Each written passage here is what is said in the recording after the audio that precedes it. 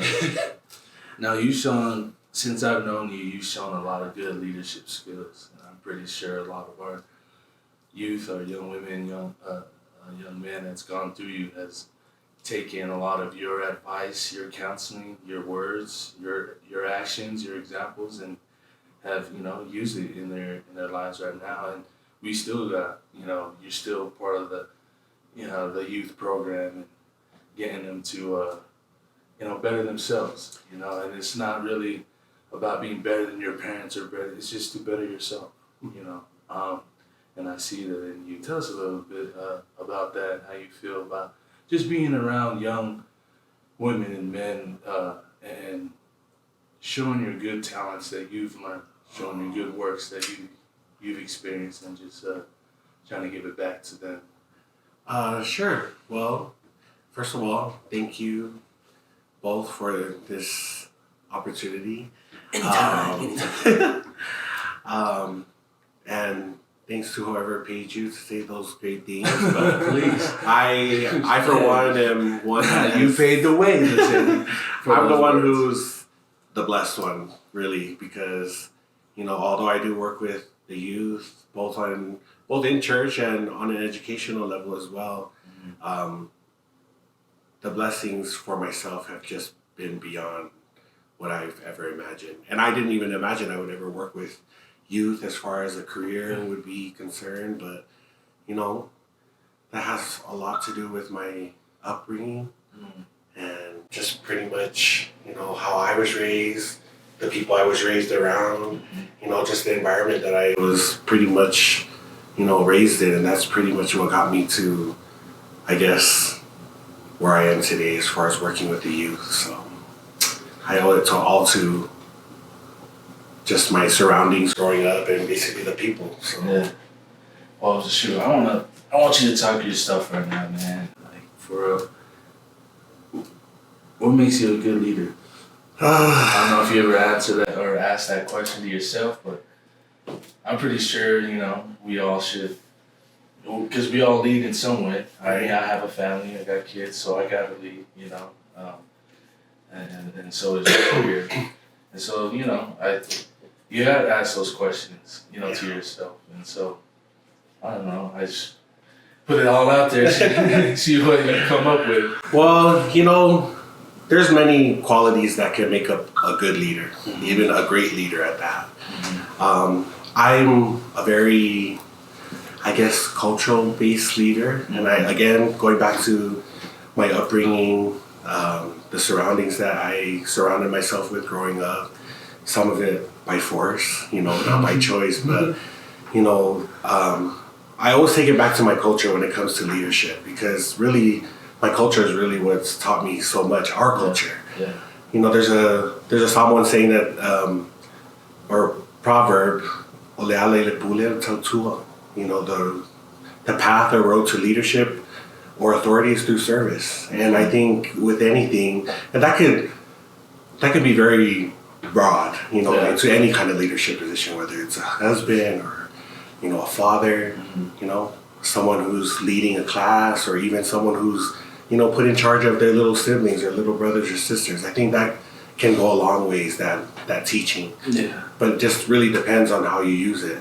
For an individual to truly be a leader, they have to be a servant first. And I truly believe that, and I truly believe that, to answer your question, in order to be a great leader, one needs to really know how to serve first. And of course, humility and everything else kind of comes with that. So to answer your question, I think that's what I would say. No, And I would expect that from you. I mean, I've heard you speak many years. I mean, I've known you since primary.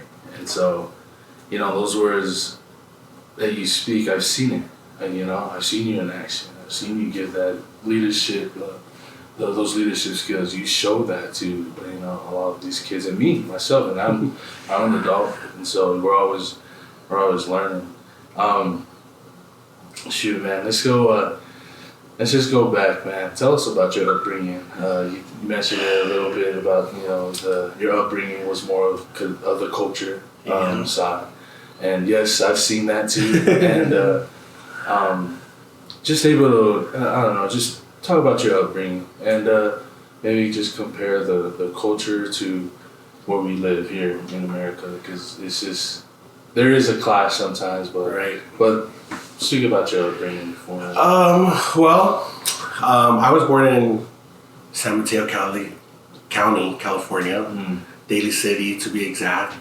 I don't even remember anything there because we moved here. And that's North Cal, right? Yeah, in the Bay Area. Yeah. And then we moved here, I want to say 92, summer of 92.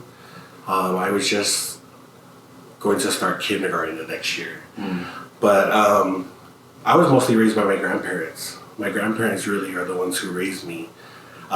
We kind of had a little bit of a disconnect when we moved here because they stayed back in the Bay Area, and then, they kind of followed us shortly after, and, we kind of made our rounds around the valley, but then sort of homesteaded in good old Dub J, West Jordan. And Best Jordan. Yep. Yo, it's been a theme. Best Jordan. We've been on a theme of Best Jordan happening. A lot of our guests on our podcast. Yeah. If you know, you know. So, so that's been the big thing for me. My surroundings growing up, like I said, my grandparents raised me. And, I got to the point where when I got older, I was then now taking care of them. I became their translator, their transportation. I became everything, their hands and feet for most of their elderly lives because they really couldn't do much. Yeah. And then like going to appointments and whatnot.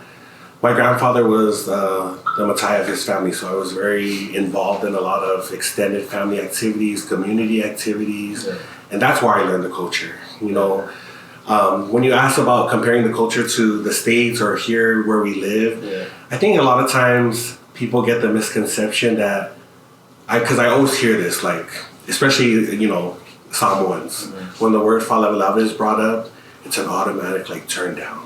Like, everyone's kind of like, oh, not again. Like, it's dad's first cousins, mom's friends, sisters, kind of thing. On and on.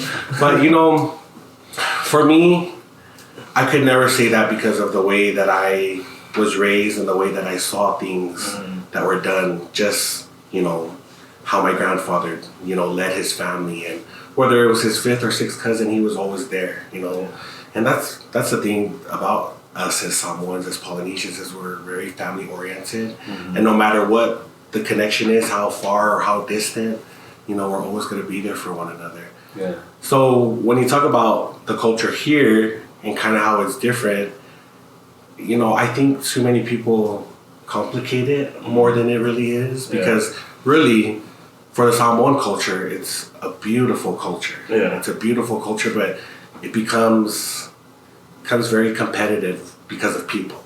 And I think that with anything, people are the ones who make things complicated. And so for me... They bring 200. Yeah. Yeah. So it's kind of like one of those things, like you just kind of like have to sit back and kind of really educate yourself on, certain things, certain protocols and things. I was raised with the culture my whole life, but my first time ever to Samoa was in 2016. It was my first time ever going to Samoa. And so seeing everything there in contrast to everything that's done here, I was just kind of like, first I was like in heaven, because I was just like, this had always been my dream to be back to Samoa, see the roots of where my family came from. Or Samoa? Both. Oh. Both. We went back to Upolu and Kukuila, American Samoa. So. Is that what village did you start? So my dad is from Tula. in American Samoa. It's a very shout out to Tula. far away village from the town in Kukuila. And then my mom is from Malaila and Salambua, which is in Alipaka, all the way back as well in Upol. So, and then obviously I have roots in Besenga and Lepea from, you know, my biological mom. And you got roots everywhere. So, come on, man. But my true roots are right here in the WJ. So, yeah. So that's pretty much been my experience with the culture and kind of seeing it secondhand for me here in the States, and kind of now going back home and seeing all of what is done there and just loving it even more after experiencing that. So, what are the differences from second and first hand? Well, you know, again, it's a mindset, because for me, like, you can't really, like, for my grandparents, for instance, they were pretty much raised, you know, with this, you know. Of course, the culture was a lot deeper back then than it is now, you know. And I'll kind of share this personal experience. My biological mother is not actually my grandparents' biological daughter. She was actually, when my grandfather was made the Matai of their village, she was actually gifted to them as part of, you know, of one of their extended family's gift giving when they came to, you know, Alofa for Makai for Laile. Oh, wow. So their Alofa, you know, while everyone else is bringing fine mats and pigs and cows, you know, my grandfather's first cousins from Lepea brought a baby girl to them as their gift. And so that was pretty much, you know, so when we talk about first hand and second hand, like there's a very huge contrast. And then, you know, even nowadays, first hand and second hand is not anywhere near what first hand was then and now.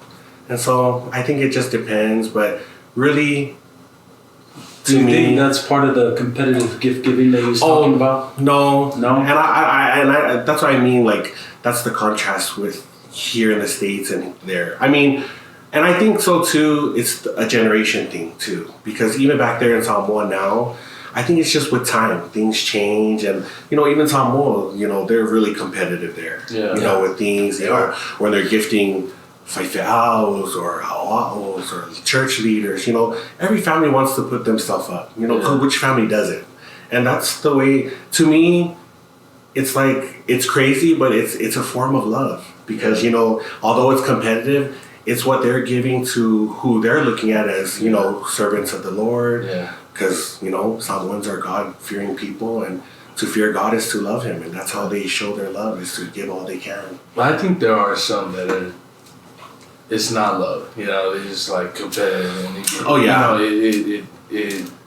they get mad, they get, you know, and jealous. And it kind of, you know, it turns into, you know, a little small thing you could have been avoided by just brushing it off, but because you're competitive, you know.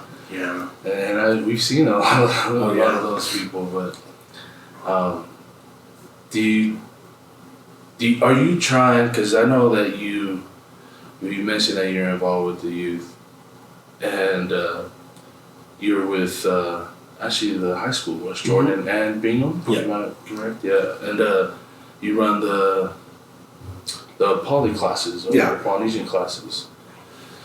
Before we get into that, I just wanted to ask you, are you doing that because it's importance for you, for our young generation to know our culture? Is that why you're doing it, or?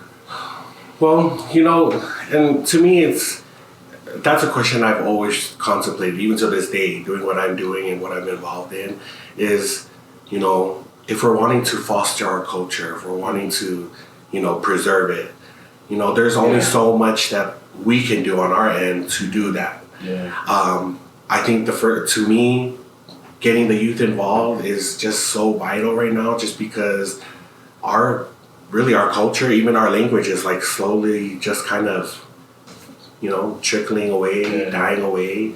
And I feel like because of the generation now, the youth, because they have so much access to basically the world at the tip of their, you know, fingertips and whatnot, it's so important for them to know their identity. I think it's not, I mean, yes, the culture and stuff will come with it, but it's just the identity portion of it, knowing who you are, where you come from, and then, you know, the culture and stuff will follow. But I feel like, you know, for them, I want them to know, like, yes, I'm a Pacific Islander, I'm Polynesian, but what does that mean? You know, because a lot of them just think, oh, I'm just a brown kid whose statistic is either go to the NFL or go work on a ship somewhere in Alaska and fish for salmon. So. Which are two things that are pretty good at. Man. Yeah, no, I how you said about the language, a lot of, you know, is bilingual. I'm bilingual with it, and I'm still trying to learn that language, and you know, just trying to keep who I am, how I grew up, you know, and obviously, you know, my father. Oh yeah. And he, you know, a lot of Samoa in there, you know, and so yeah, you know, I take those values that my parents has taught me and use them with my kids as well, and it is important for us to, you know, speak about our roots and where our roots come from, where our people come from. Well, just going on that, tell us about the Polynesian classes you hold over at West Jordan and Bingham. So the Poly class or the Poly Club right now, its official name is the People of the Pacific class. So the People of the Pacific program was actually started back in 2013 by a man named Vaisi. And he started at Copper Hills, actually, Copper Hills High School. So Copper Hills High School was actually the first high school here in the Valley that ever had a People of the Pacific program or club.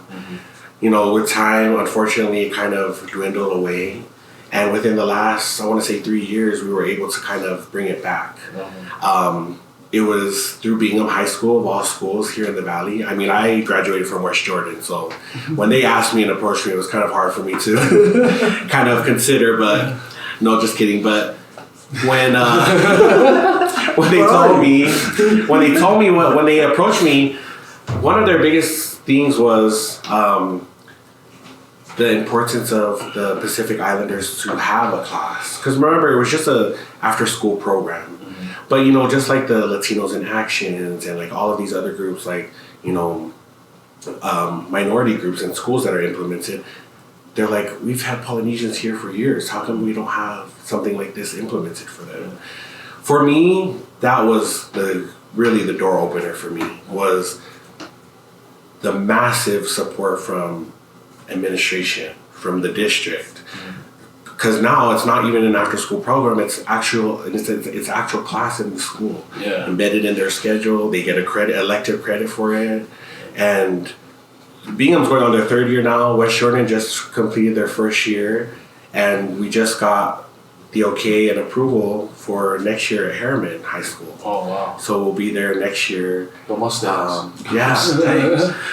Mustangs. So, you know, my goal with this program is to obviously implement it in all schools because, you know, there's so many Polynesian kids, and I also don't want it to seem like it's like a babying program where we're just bringing them in for a free period.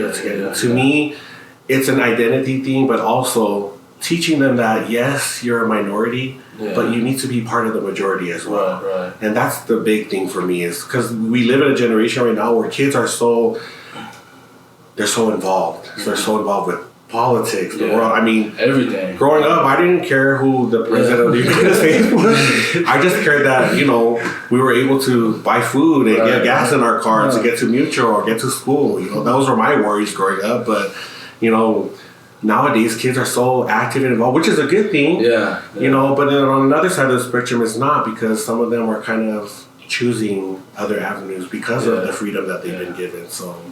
Like you said, their identity. I think some of our kids have found their identity through social media, because these guys, this is the thing. This is what's going on. So, you know, I'm gonna focus my whole attention to that. And you kind of just find themselves doing that, and I don't know. Well, it's fine too. Like, I feel like, you know, however anyone wants to openly express themselves is fine. But to solely depend on it, I think is a different thing too, because this pandemic really didn't help us any, but at the same time, like I've seen kind of the pros and cons of everything with this new generation of social media and electronics and the internet, basically the world available, right at the palm of your hands. But at the same time, just like anything else in life, it's just how you use it. Yeah, and that's the way you get it now. If we didn't have social media, so a lot of the things that we wanted to say or post or whatever they're doing now, just all kind of just stay right here, and then when the Auro Sosi, it's all gonna come out. That's the expression of express yourself. The inner. But now the kids are able to express themselves, or even if they don't say anything on their post, they could share something. Yeah. You know what I mean? And they'll share something. They'll share something on their post, and it's up to, if we know our youth, if we know our people, the people that we love, and we see a young woman, young man that has put a post like that, we gotta be able to read it right away, because you never know what these, I know it's not our job, but it is. If we love our people and want our people to continue to prosper, we gotta look out for each other. Amen. Yeah, so that's it. You guys have, I know you guys have a culture night coming up. Yes. So they usually have an annual culture night that the kids kind of put together at the end of the year, just to kind of showcase, all that they've learned throughout the year, and then obviously just traditional cultural dances. They've been involved in a lot of showcasing performances. We just got done with Who Got Roots. Now we're moving into kind of our end of the year stuff with other programs that we're involved with. So it's just performing season for them right now. So. Yeah. Man, I emceed one of the culture nights, and man, that was awesome just to be a part of that. And we had a good turnout. Yeah, we had a real good turnout. In fact, some people were saying, "Man, that ticket wasn't just $5. It was worth more than that. You guys put on a good show." Yeah. I was like, "Man, thanks. Next time, keep coming." And at that time it was at West Jordan. It was only a club. Yeah. And now just to see how far it's gone, And how long has that been from then till now? That was in 19, right? Yeah, it was only a couple years. 2020, we got shut down. Because I was supposed to MC it again. And then COVID and that's fast growth. Yeah. Yeah, so, and then, like I said, it was only a club then. Now it's a actual class. Yeah. So. Yeah. And that's cool. I hope you just keep pushing that, not making it like a free course, coming there and getting down and dirty with the books. Read your assignments, do your assignments, do your homework, catch up on any assignments that you or get ahead. And that's cool that you're doing. Well, and I think the big thing too is each school, with my discussion with all of the administrations of each school, like with Harriman, Bingham, and West Jordan, I see the concern, I see the need. For maybe not the actual class, but what I've heard from administration is that they're just, it's also a mentoring program too. Yeah. They want someone there, and it's nice. It's nice to hear that coming from them, as administrators and, as Balangis, they see the need of someone that looks like these kids who can stand in front of them, lead them, and they'll respect them. Yeah. And to me, it's a good thing that they recognize that, but at the same time, again, going back to, I don't want to differentiate, us from them or them from us, but I do see where they're coming from as far as, having a leader who's Polynesian to be there to lead these kids. And so when the mentoring part comes in, that's easy because it's just kind of like being a mom and dad at school, get them to get to class. And I have permission to do this. So, it's kind of like, it's nice because you have this class that's implemented, fully supported by the district. It's already got a curriculum written out and things. So it's not just what I was saying. It's not just a study hall. We have an actual curriculum that we follow. It's through the UVU, Utah Valley University. Again, pioneered by Sikahema. And so it's always been there. It's just kind of like, again, kind of dwindled away. Now we're just trying to pick it back up and just go full force with it, And if part of it has to be mentoring these kids, then, I think the Netflix series, The Last Chance You, that lady who's like the mentor. Oh, yeah. Well, I'm that. All right, Last Chance You. Okay. If you, you do except we're not getting them out to sports, we just need to get them out. So. Oh, wow. Not everyone does sports. No. Yeah, not everyone does fishing. Yeah. There's also another old proverb that they say. Preach. Is which in English, amen. Which in English that means not every idiot is stupid. Oh wait, no, it means not every stupid is idiot. Direct translation. But it's one of those.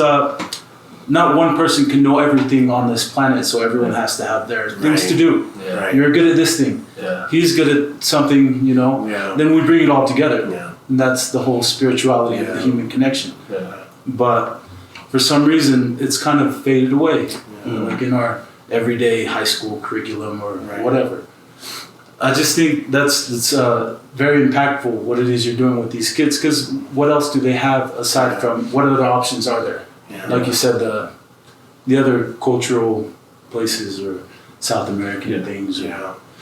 But yeah, Polynesian people, that's a big community out here. Oh yeah. That's and it's only growing. Oh yeah. There's a lot more of them. I mean, how many kids do you see on your, like just out and about during football season on teams? True, a lot. A lot. Yeah, a lot. Yeah. And they're not just linemen either. No. We're moving up, guys. You're going to skill positions. We're running. Yeah, we're running now. We're running. And that's the thing, statistics, I never wanted to go off statistics, but, I've had to have a humbling moment, because statistics are there for a reason, and our job is to try to change some of these statistics, not necessarily, I can't say, this is going to happen, it's going to happen. There's the work involved, and of course, me teaching, the receiver has to have that same desire too, so they have to go forward with what, we're trying to implement. But at the same time, to me, and we had this discussion with our, kind of like our council meeting with POP and like also the cultural diversity group that we're involved in with the district. Yeah.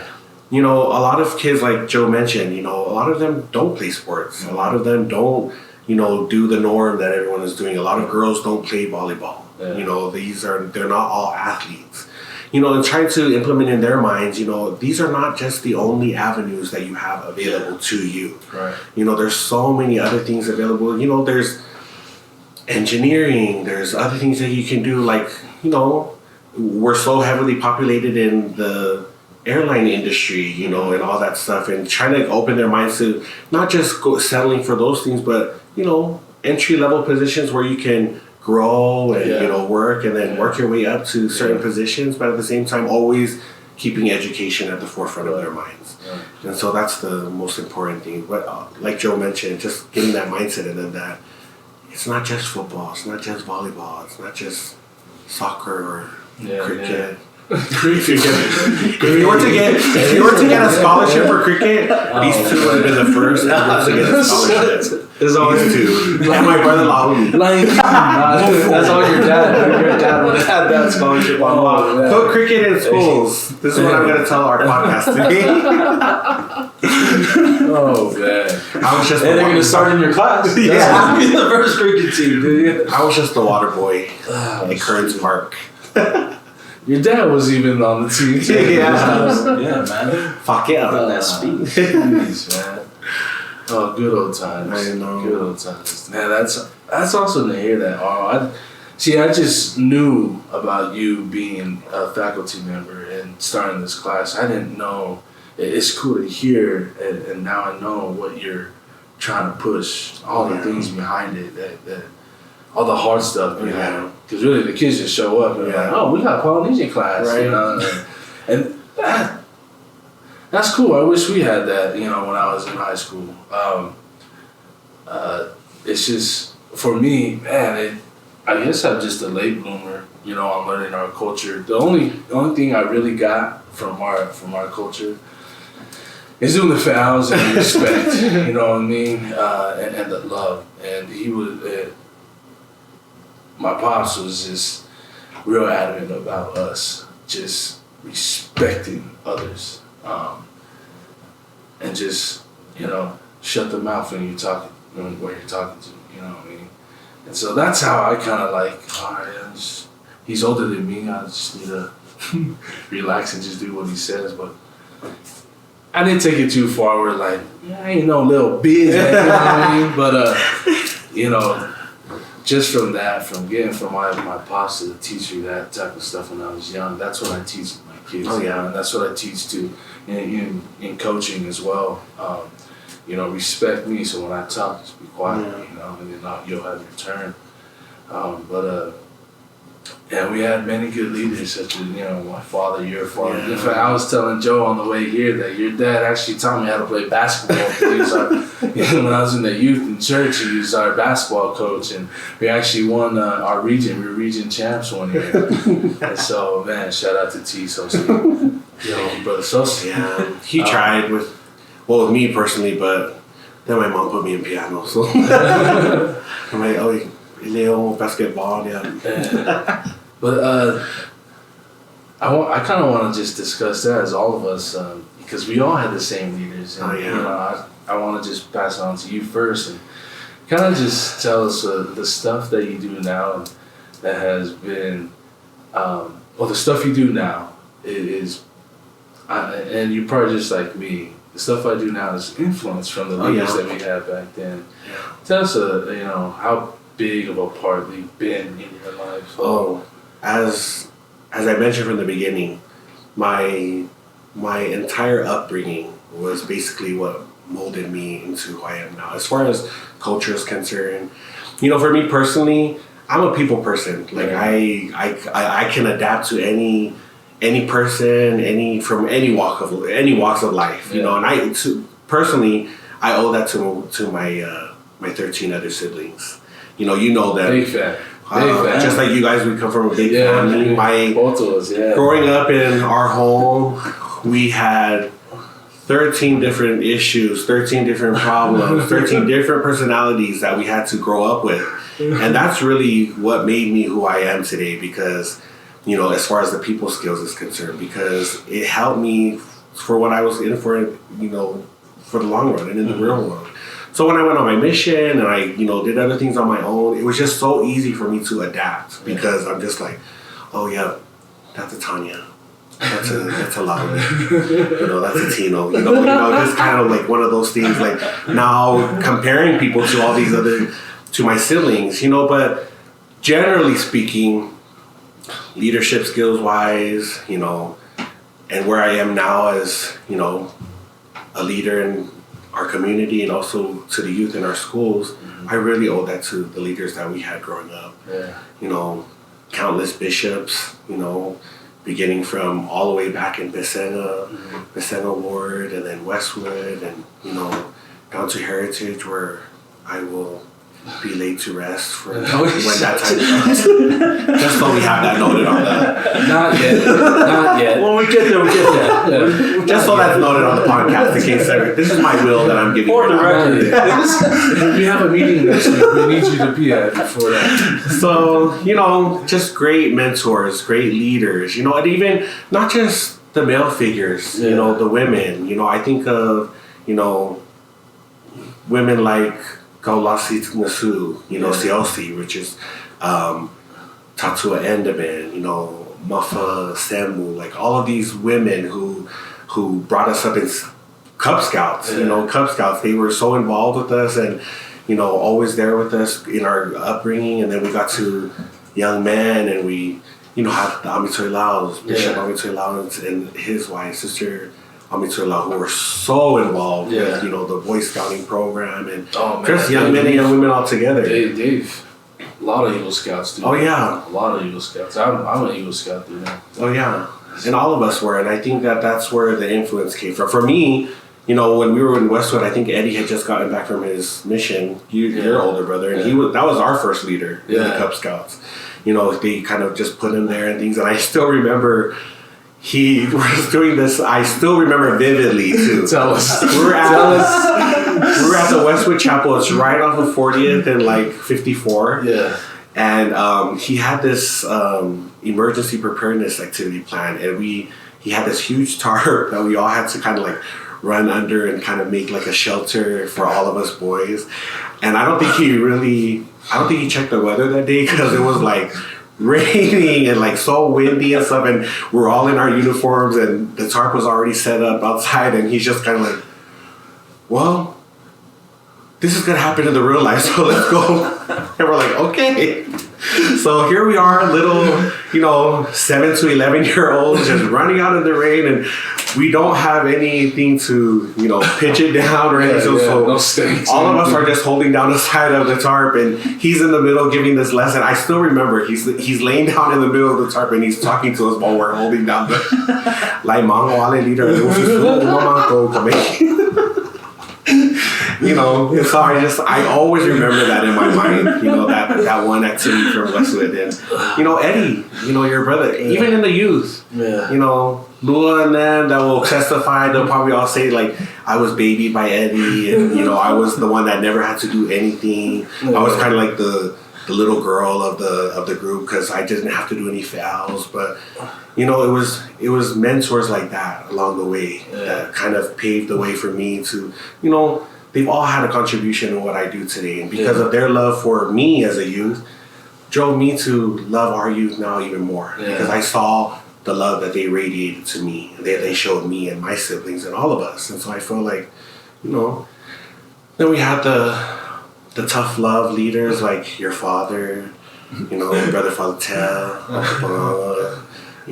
Tala, Father Liam, Ratty and them. And I'm thinking to myself, like, man, like nowadays you have to sign a waiver. Yeah, a waiver or something to be involved in the Boy Scout, and then you do a full background check. And I'm like, how do these people like, because oh my gosh, we got waking up. If it wasn't from the holes, man, it was just one of those things, like that tough love. That tough love is what we grew up with, and mostly. Unfortunately, it was mostly these older ones that took on the brunt of that. Yeah, I learned later on they call that tough love child abuse. That was later on when I thought there's a word for that. Later on when we had to conform to things of America. Like, that's what it is. Well, I'm older now. No, but it's those leaders, that you can never forget. And a lot of them who've, unfortunately, well, not unfortunately, but have passed on to the other side, but their legacies, their teachings, they still live on, and through their children, through us, because that's the influence they had on us. And I can never, to me, like the youth of this day, like if you can't remember or even appreciate someone for what they've done, like how do you go on trying to mold yourself as a person and try to do things that you do to show that same love that you were given? And so a lot of that has to do with you gotta be a real a-hole to think like that. Like for real. You know what I mean? Like if you go on your life not thinking that no one ever helped you, get your a-hole somewhere else. And there are people like that. They're like, no one's helped me. I help myself all day by myself. Just me. Right? No, if that's possible, good for you. Yeah. Just, there's a lot of people who are out there to help us. Yeah. You got to be thankful for those people in your life. Yeah, most definitely. And that's, like what you're saying, we're servants. We're servants of each other. That's what we should be. I'm a servant to my kids, man. As you should. Like, Dad, you mean? Oh, look at the price on that one. Okay. Yeah, man. That's it was one thing in my youth that Joe can attest to this, and everyone else that we grew up with, is that every scout camp you knew you were gonna fight. You know what I mean? And it was organized. We had the gloves and everything, and little did anybody know it was our leaders that were organized. Who were you gonna fight? You and you gonna fight you. And then the matchup was always a good matchup. But man, I've learned a lot from those week camps. A lot of my defense mechanisms and everything was from week camp, because we had a box every year. And you know, it just that alone, it taught you how to be tough. Yeah. You know what I mean? You talk about tough love. That's how tough it was, guys. That's how tough it was. And from our leaders, but not just the scout camp, just the youth camps, just the youth activities. Everything, activities. We were always involved. And some people that we knew from other wards would be like, "Dang, you guys do the most. You guys do the most." Yeah, but I mean, we involved. That's why we strong. That's why we pushing kids out to do good things, you know. And I can't go throughout my life not thanking my leaders that's been, you know, in my life, because it's like you said, it's molded all of us who's been brought up with around those leaders. Like you said, countless bishops, scoutmasters, young men president, you know, and even the women, the moms, like you said, Sinela, you know. I remember Bishop Gilbert Tawitos was Ginger. She was always a big help. Bishop Tufuma and his wife. And we learn from all those leaders, and it's just awesome. And we see them now, and you know, they see us. We're leaders. And hopefully, you know, we're making them proud. You are. You know, but we do our part, and we learned that at a young age. Just do your part, give back, and be a servant. Man, Auro, you have been a big part of our community. I'm not like social media, just anything. Now you see, everyone knows Auro. I'm just loud, that's why. Nah, but you put in the work, man. Is there anything other than just what you're doing with the school and everything? Is there anything in the community that's affecting us negatively, or is there something that we all should be pushing, that the Polynesians are pushing right now, that we all should be supporting? Anything like that? I think anything, Poly, we should be supporting. Right now, we're heavily involved in this fitness journey everyone is on, you know, with step that is a great journey, and dance fitness. But you know, it's actually been a blessing in disguise. I never would have thought me and my mom, we went to Zumba all the time with your mom. We always go together because, you know, my brothers and then we're so involved with Zumba. But I never thought I would see the day I would be in the same kind of workout class with my dad. Yeah. You know, my dad comes to step every day with my mom, and they love it. Yeah. You know, they love it, and you know, shout out to extreme hip hop. Yeah. You know, because it's a different kind of it's a different kind of platform. It's a different kind of workout, and it's fun. Yeah. It's fun because to me, the music, you know, it just takes you to a whole different place. So I'm grateful because a lot of my siblings, they love it. You know, they come out, news come out. We just need to get to one of our classes. Something. Yeah, but that's the big thing right now that we're pretty much involved in, other than, you know, what we do as far as career-wise is concerned, is we're really involved. The Philos, they own Simply Healthy Nutrition in West Jordan. There's also other places like Good Times, NutriFit, and SoFelaFit, all of the other.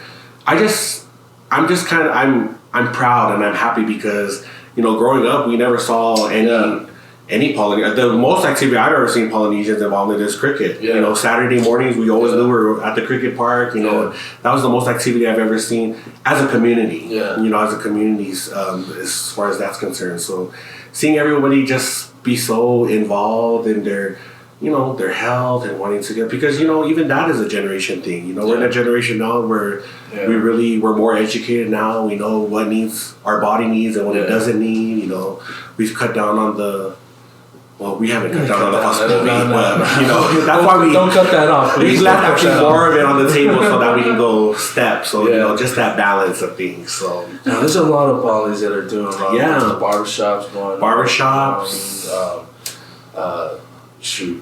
barbecue places. Yeah. You know? So it's good to see that step class. Yeah, but that step class, that movement is moving fast because we there's a couple people that are instructors. Oh, now, yeah. that hold their own classes. Shout out to them. Keep that moving. I know Phil Tell is one of them. Phil and Tony, you guys are already, you know what I mean, in June, you guys will be here too. Yeah. Tony has started that, and, at least that's what I heard. That's the word that Tony kind of bring it and made it. Oh yeah, Tony is the one who actually brought it here to Utah. His sister, who teaches out of the Bay Area, she's the first ever Polynesian to ever be certified in this extreme hip hop platform. Phil Whedon, he's the owner and founder of Extreme Hip Hop, and it's just blowing up in our Polynesian. And I'm not saying just here. Even I had someone follow me on Instagram from Australia. Oh wow! And it was just because I was commenting on a lot of my cousin's stuff that she's there in Australia. And Extreme Hip Hop has made its way out there. Oh wow! But I think most of it is because of the music. Us as Samoans, as Polynesians, we just love music, love dancing, love having fun. And if those three are combined into a workout platform, why not? That makes sense. But it's all genres that he plays. Everything. Old school, new school. No school, and then when it's up, and it's up. No school. No school. But it's not just reaching any platform. You always know that the women are going to be involved. But it's so nice to see so many men come out. Yeah. So many men and just different people in our community. We have NFL players coming, high school players coming, people from all walks of life come, and they're just having fun being healthy together. No, I go. And the only time I can go is every Friday mornings at 7:30. So I haven't been for the last 2 weeks, so I had some stuff, life gets in the way. But no, I heard about it. I was like, hey, and finally, you're bugging me too much. All right, let's go. And fell in love with it. Oh yeah. That first day I was like, huh? But by the fourth or fifth time I've gone, I think after a month I got most of the steps. There are other steps that I can't do all the steps. Yeah, you'll get there to our level. You go there. You go there and then you're doing a simple 3 knees and there's someone on the other side just hey, 10 steps No, for real. On beat, and then we'll go it's to so the other fun. side. It's so fun. Yeah, but it is fun. Good vibe there. Oh yeah. That everyone gets down, man. Especially when that music comes on or that song, whatever song it hits a lot of people. It just takes you to a different realm in the zone. Mm-hmm. So, that's good. And we should be pushing that, man. Oh yeah. That is a big thing right now. It's going everywhere. Here in Salt Lake, Utah County. They actually have the first ever Poly Step Fest this weekend, Friday and Saturday. So Friday will be the huge step event. There'll be over 400 people there. Will they have more of them? They will. Yeah, they will. So this is one of the first of many. Yeah, so it's going to be at in West Valley, Victor's Tire Event Center in West Valley, right off of 3200 West. Oh, okay. And then that's Friday, and then Saturday they have the luau that's with kind of just to end everything off. Oh, wow. And we have a lot of local, a lot of people are involved in STEP, and so we just kind of picked from that STEP community who also happen to be performers and some even owners of these dance groups here locally to come out and help with the luau and stuff. So it's been really nice. So burn your calories. Then burn your calories and then just eat everything the next day. So, that's going to be big. Yeah. That's going to be real big. So, And Tony's running that? Yeah, so Tony and his sister were the ones who kind of put it together, and then David. Well, your royalness is gonna be up there. Oh yeah, I will definitely. I'm the one that guy. I know him. I'm the one who does the thing. No, just kidding. Yeah. Oh man, that's awesome. Yeah. Shoot, go to that, guys. Go to that. Yeah. Brand New. You're more than welcome to come and record there. Everyone gets on their live. Yeah. It's funny. And man, it was funny. I was one Friday, after step, I get to the car and I check my phone and I got like two messages from everyone else or for someone else. one of my contacts or whatever saying that, hey, I just saw you on so-and-so's live.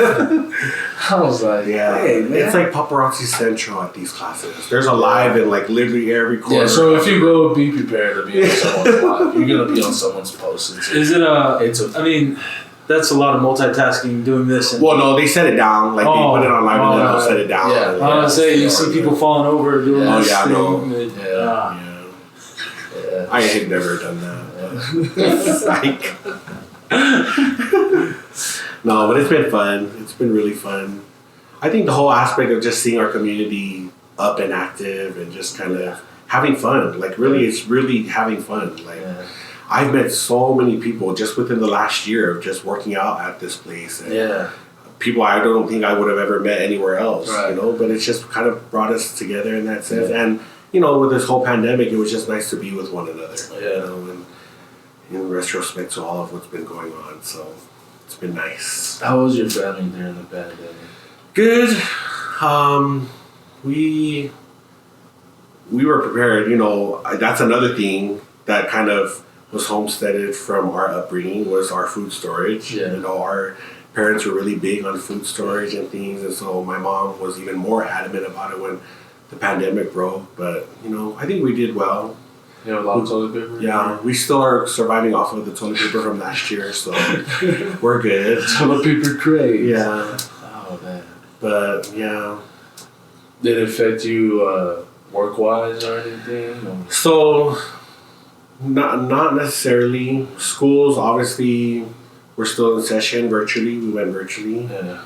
But, you know, again, that kind of was a make and break kind of thing because it really did a number on a lot of our kids. Mm-hmm. You know, if they weren't really mentally prepared to sit in front of a computer for 8 hours a day, some of them, it really ruined them. Mm-hmm. You know, so just having them back in school and in person has been really nice for them. And to see them excited to be around one another and, you know, just be in school again. So. Yeah, I was surprised we even had a football season. Yeah. I was real surprised. And it was good to see some, you know, people come out, man, because, you know, there's a lot of just sitting at home. All I do is sit at home. I don't do nothing. A lot of people gain some weight just sitting at home, and, you know, but some were negative, some were positive. Yeah. You know? Really, it didn't affect me, my work. The whole company could be on fire. It's, can you come in tomorrow? Sure, I'll come. But no, I was grateful that I was able to work and just have a consistent income for the family. And dang, man, and now just going on, you know, 2021 now. Now we have, you know, we got the vaccination now. Yep. You know, and getting everyone vaccinated. You know, good things are coming, you know. Speaking back up. Yeah. Yep. So we're turning it around. I know that Utah, the health department of Utah doesn't think that we'll get fully, you know, out of the pandemic till another year. Yeah. And so, but as far as right now, there's concerts going on. Yeah. There's a lot of large. No more masks. Yeah, no more masks. So, you know, just going on that, you know, what does the future hold for Auro Sosi? Probably many things, but the one thing, focusing on what I'm involved with now is the youth. Mm-hmm. My focus is really the youth right now, and my kind of what I've taken on as my own job career now and being involved in that. My future with that is concerned. I hope that it will have a ripple effect. I don't want it just to be this program where kids come and it only is influencing them for this time period and then kind of move on and then it just kind of dies off. You know, I want it, if it's not something that I know that's going to be of value and use to them in the future, you know, then why do it? Yeah. You know, why do it? If I didn't think that it had that potential to do to that kind of effect on an individual, then I would have never pursued it. Mm-hmm. You know, you talk about, you know, the tough love and everything and, you know, leaders making us box and stuff, you know, kind of learning tough love that way. Mine was the verbal, you know. For me, it was the verbal kind of tough love. your dad, we always tell my mom, we always joke around with her and we tell her, I think if Brother Fui had a female, if there was a female Brother Fui, it would be you. Because the transparency, the openness, the sometimes they give because they're just kind of wanting to get the point across, That's where my tough love came from. Yeah. That's where my tough love came from, and that's what has taught me now. That's what's taught me now to, makahala whaiai, poko re uku kaukala, I also my asisi, vave kaliaku yo upu or what you're saying, be smart, be smart. What I was doing to you last night, but I came with us a lot. For me, it was that verbal tough love that taught me, to be vocal, to be you, and to, always speak your mind, because that's really what they taught us. That's the other aspect that I think a lot of people take, as weakness, we can make it into strengths too, Some people think that yelling is not a good thing, but it really is. That's really what made us who we are today, other than, other things. But at the same time, it was that verbal tough love too. That's me. So if I had any aspirations in life, it's to teach my young brothers and sisters that, respect. Yeah. It's always going to be here. It's always going to be alive and well in our culture, and it's only going to be alive and well if we practice it. Yeah. Someone who once told me, and this past weekend I was so honored to be awarded the Pillar of Community Award from Tubat Roots. That's a real thing? Yeah. I was just saying that to say that because I already know you are a pillar of the community. I didn't know that, but this was actually the first year. Wow, hey, right on. This is actually the first year. This is actually the first year that they've given this award out. Yeah. And it's because of the person that they named it after. Oh, damn. And so it was actually the late Auntie Tofifi Sofaso. They named this award after her, and they awarded it to us this past weekend. That's the one everyone calls Auntie? Yeah, Auntie Tofi. The one that passed away? Yeah, she passed away last year during everything. So shout out to Auntie Tofi. Yeah, she if anyone was a pillar of our community, it was her. Of course, her roots are obviously from Samoa and in Laie of all places, and her influence has trickled here to the States, and especially here in Utah. And I feel like it's leaders like that who have influenced my life as a community, in the community sense. We have our church leaders and people who we grew up with, but it's these people in our community who, like you said, are doing all the legwork, behind the scenes. Yeah. And, we just show up and come to these festivals or events and not know what all took place in the background for it to happen. Yeah. So how grateful and how proud I am to be a part of that legacy, to be a part of, pillars of our community like her and like so many others who live today. And I'm just trying to just be one. We have an award winner here, guys. No. Just to be another person awesome. To be of good use in the world. Yeah. And so whatever is taken from that, then I'll take it too. So. Man, you explained and went over your whole family, how big they've been an influence on you. How big has God been in your life? None of this would be possible, really. When talking about my beliefs and everything that has made me, yes, it all goes back to my upbringing. Yeah. And that's been in the gospel and the Church of Jesus Christ of Latter-day Saints, to be specific. It's been one of the greatest blessings in my life, and something that I still strive to still uphold to today.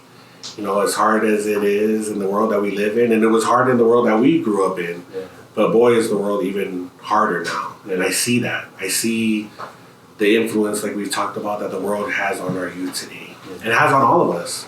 When we went back to church, my comment, because coming from like an educator's point of view and from seeing the kids at church, I told them it's not getting them to church, back to church. That's the problem. It's getting them back to God. Mm-hmm. Because a lot of these kids this pandemic has just really drawn them away, if not inches further away from the Heavenly Father. And I think that's one of the things that, not just for kids, for all of us, the leniency and things like that. For me personally, I don't have to go to church, so what can I do today to occupy myself, Because I fall into that category too, and I'm 33 years old, and my mom's still calling me out on Facebook for not coming to church. And, like, why post my little Facebook, my little Facebook. So shout out to my mom, shout out to Lily, still keeping us in line. But that's where God's love comes from. It's through our parents, through everything that we do. But just knowing that He's always been there. And I would hate to even give any kind of credit to anybody else but Him first, because that's really where all of our blessings come from. So, big influence. That's awesome. And that's really, man, just thank you for being on here. Oh, no, thank y'all. For your time. It's always good to just come on here and just reminisce about our upbringing, especially when we were close enough to, of age to see you grow, see us grow, and just to see your siblings also grow up as well and develop to who they are right now. It's very awesome. And it is funny, your little brother Hillman, when he came back, before he went back out, we was lifting at the G4 team. Yeah, shout out to the G4 team. You know who you are. When the pandemic hit, we were working at his sister's old house in the garage, and the Hillman had come through. I have no clue what he was saying to me, because the whole time I was looking to his eyes, I was just like, dang, I don't know if I'm talking to Hillman or talking to Brother Sosi here. Dead on, like it. Yeah, man, dead on. He's got that Brother Sosi resting face too. Then when he puts the glasses on, it's just dead on. What else? Yeah, that's it. But just to talk about that, I just wanted to mention, like, I got kind of close with your family because of Hillman and Jakey. I was able to coach them over at West Jordan High School, and now I'm coaching your nephew Edward. And so,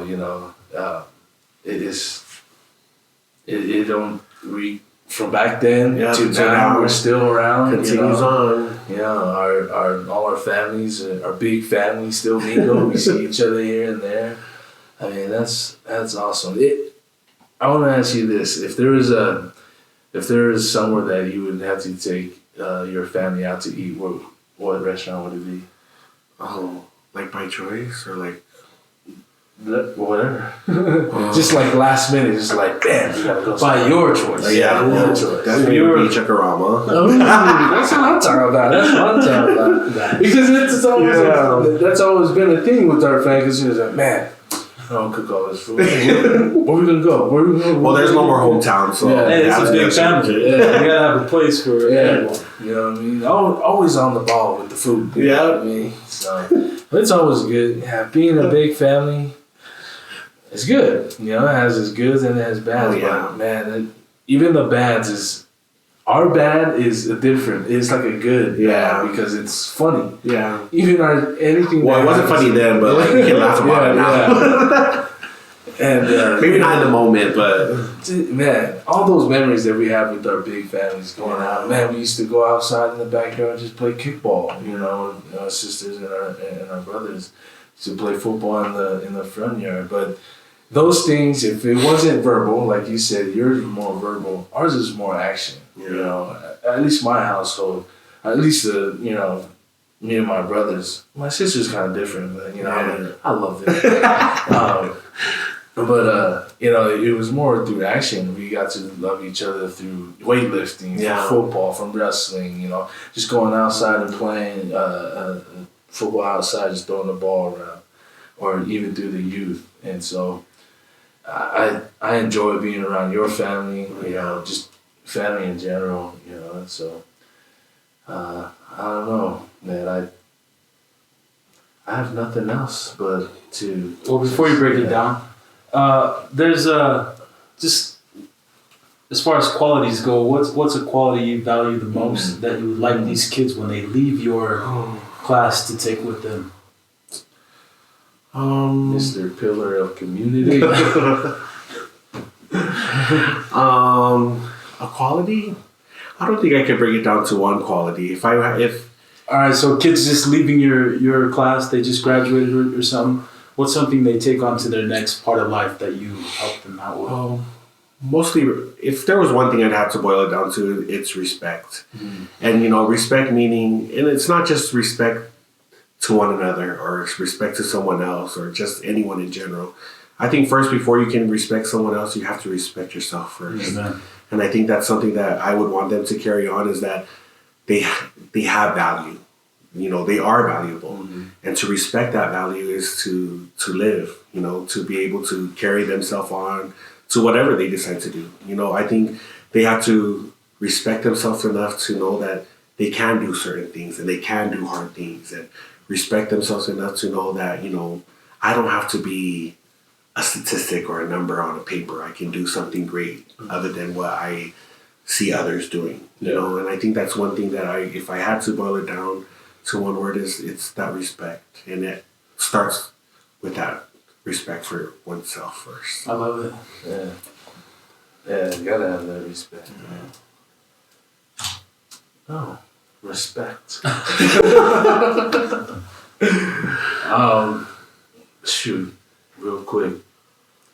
Before we end, do you have another one before we? That was it. I was thinking, you know, something before you hit the breakdown. The breakdown. The breakdown. Dr. Stretch for the breakdown. What is your favorite salmon dish? Oh, take it down. So recent. I mean, I'm a meat person, so like fosbovi, you know, all of that stuff. Okay, well, listen to this. If you had a plate, what would you put? What would be your plate? Definitely fosbovi. Carlo has to be there because you gotta have your starch. Of recent, I haven't had it forever, but recently, since the wedding and everything, Fight Fed has been like my octopus. Depends on who's and how it's. Yeah, okay. It depends on who and how it's cooked, because a lot of people, you know, it's baked. A lot of people, it's, you know, boiled. But I think for me, as long as it's tender and chewable, I'm gonna down that mess. But that's been my theme. Is the fact. Is that it? That's all on your plate? You got bisupo, calo? Any fish, any okra, any. I'm a seafood person, so whatever. Oh, that's awesome. And what do you do other than step to burn that off? Oh, I run a few errands. Yeah. I run a few, run a few AC buttons on our house to keep it cold. Awesome. Any last words, anything, any shout outs? No. Social media, how can people find you on social media? Oh, you can find me. Just go and find me. Just don't Google me. I did, you know what? I did Google you. There's like a 9-second or 30 seconds, something like that, on YouTube, you dancing in front of your family. Oh my. I think it's like that was That's All on Frida's House. I know what you're talking about. This guy was like... It was actually a dance. What is that one thing, that one game? Oh, Dance battle or something. I forgot what it's called. But no, shout out to Brand Niu. Brand Niu, Joe. So good to see my brother Joe. We always see Niu, but so good to see Joe. Yeah, he's just chopped liver to us now. But no, shout out to both of you. Thank you so much for this opportunity. Yeah. Well, thank you for tuning in to another episode of Brand Niu Podcast. We got Joe, got myself, Niu, we got Auro. Thank you. So, look us up on social media. We're on YouTube, Instagram, Twitter, and Facebook. Subscribe, like, comment, please subscribe right here. Thank you guys. Until next time. All right. Be safe. Hey, thank you all. Nice. Thanks all. Thank you, man. That was cool.